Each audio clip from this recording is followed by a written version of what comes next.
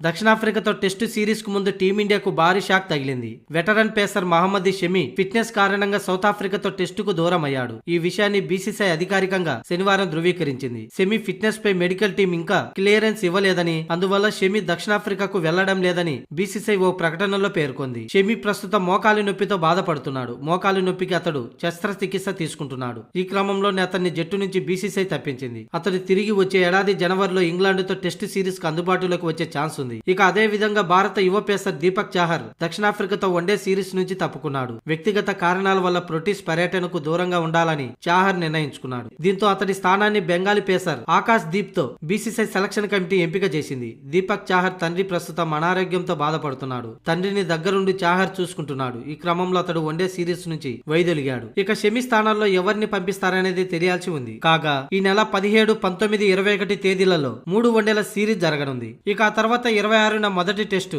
జనవరి 3న రెండో టెస్టు ప్రారంభం అవుతుంది.